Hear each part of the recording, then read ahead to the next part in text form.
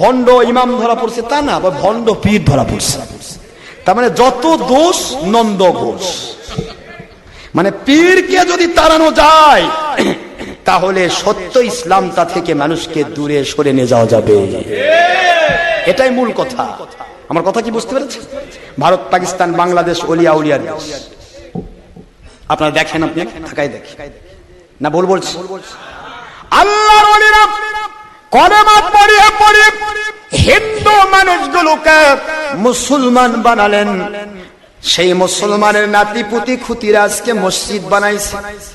ওই মসজিদে ইমামতি করে হাজার হাজার টাকা বেতন খাচ্ছেন, পান খেয়ে ফুসকার মতো ঘুরছেন, পাছায় পালসার ডিসকভার দিয়ে ঘুরছেন, আর মসজিদের ওই মিম্বারের উপর বসে আল্লাহর ওলিদের বিরুদ্ধে ফতোয়া দিচ্ছেন। ভাইজান রে, পায়ে হাত দিয়ে বলবো, আল্লাহর ওলিদের বিরুদ্ধে ফতোয়া দেওয়ার কথা হলো, ওলিয়া উলিয়ার বিরুদ্ধে কোন সময় ফতোয়া দিচ্ছেন আপনি? আল্লাহর ওলিরা যদি কলেমা পড়িয়ে মুসলমান না বানাতো, মসজিদ হতো না। আল্লাহর ওলিরা ইসলামের গাছ লাগাইছে, বাগান লাগাইছে, আর আমরা বিভিন্ন দলের নামে সে বাগানের ফল ভোগ করতেছি। ভাইজানেরা আমার, পায়ে হাত দিয়ে বলবো, ওলিয়া উলিয়ার দুশ্মনী করবেন না। হক্কানি আলিম ওলিয়া উলিয়া ছাড়া ইসলাম আসে নাই, কেউ অস্বীকার করতে পারবেন না। বাংলাদেশে যে দলের মধ্যে আছেন ইসলামের সত্যিকার গোড়া আল্লাহর ওলি, তাতে অস্বীকার করতে পারবেন না। সময় যদি দেন আমি দলিল ভিত্তিক সবকিছু আমি প্রমাণ করব ইনশাআল্লাহ। শুনবেন তো শুনবেন। হক্কানি ওলিয়া উলিয়া ছাড়া ইসলাম আসে নাই।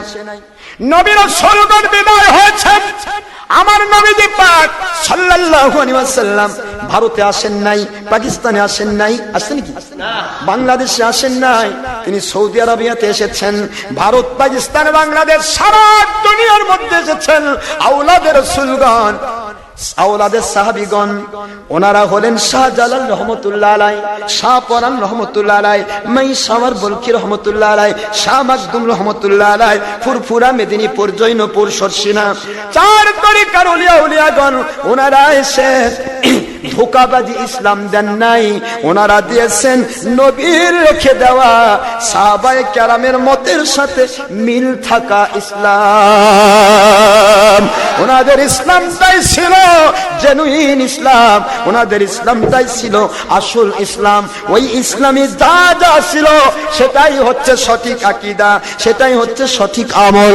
ওই ওলিয়া উলিয়ার আমলের বিরুদ্ধে যদি কথা বলেন আপনার গোড়া কেটে যাবে। ওলিয়া উলিয়ার দিকে তাকান।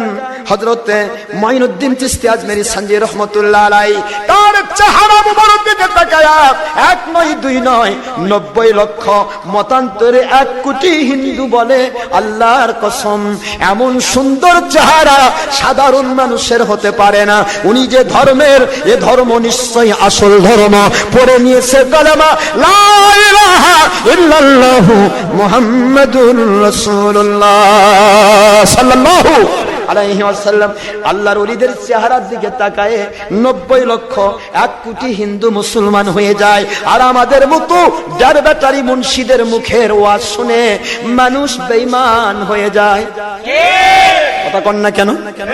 আমাদের ওয়াজ শুনে মুসলমান বেঈমান হয়ে যায়। আর যে ওলিদের দুশমনী করছেন সে ওলিদের চেহারা দেখে হিন্দুরা মুসলমান হয়েছে। ভাইজান আমার, আল্লাহর ওলিরা কলেমা পড়িয়ে পড়িয়ে মুসলমান বানালো। ওই মুসলমানের নাতিপুতি খুতিরা আজকে মাদ্রাসা বানিয়ে দিয়েছে। মুসলিম যদি না থাকতো মাদ্রাসা কেউ বানাতো না। কথা কোন জোরে? তাহলে সেই মাদ্রাসায় ইমামতি, সেই মাদ্রাসায় মুদারিসি করে আপনি টাকা খাচ্ছেন, পালসার গাড়ি, ডিসকভার গাড়ি পাছায় দিয়ে ঘুরছেন।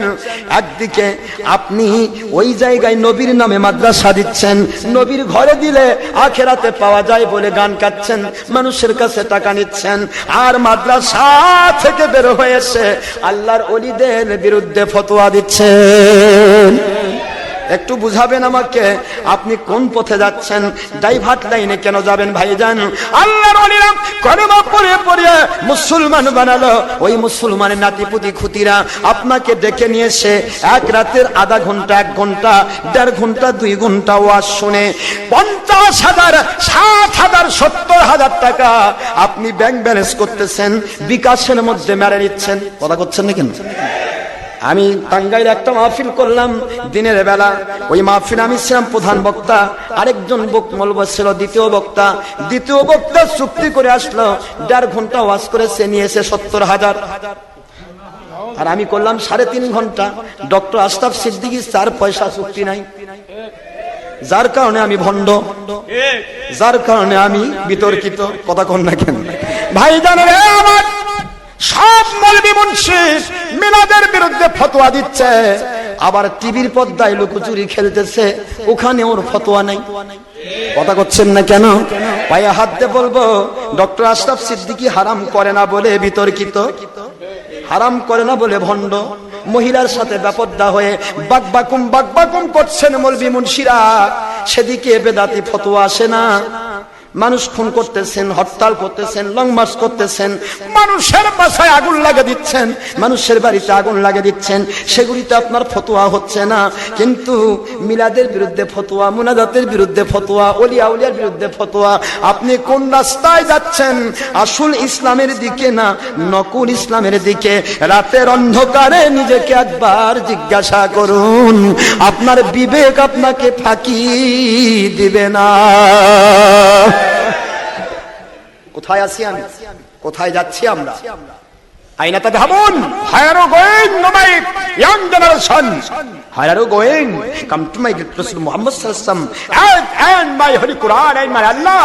You will must get attention free and have the sinless life from your duration to die of judgment, no doubt, and after your death you will must descend the heaven firdaus, no doubt. It is speaking of Allah Pak. Ayat number 139 in Surah Al Imran, at the part of 4 surah number 3 in Quran Sharif Madaniya.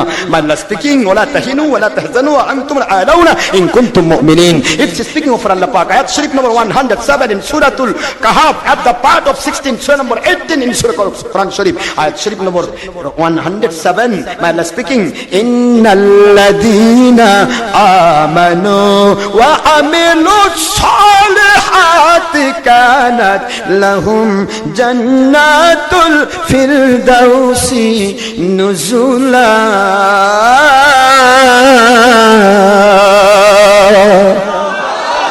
আল্লাহ বলে দিলেন, যে কোথায় যাও না কেন, পুরুষ হও মহিলা হও, জিন হও ইনসান হও, যুবক যুবতী হও, বৃদ্ধ বৃদ্ধা হও, যা কেউ হও না কেন, যদি আল্লাহ রাব্বুল আলামিনের কাছে নিজেকে মুমিন বলে প্রমাণ দিতে পারো, তোমাদেরকে আমি গায়বী মদদ নাজিল করব, যেখানেই যাবে তোমাদেরকে আমি বিজয় দান করব।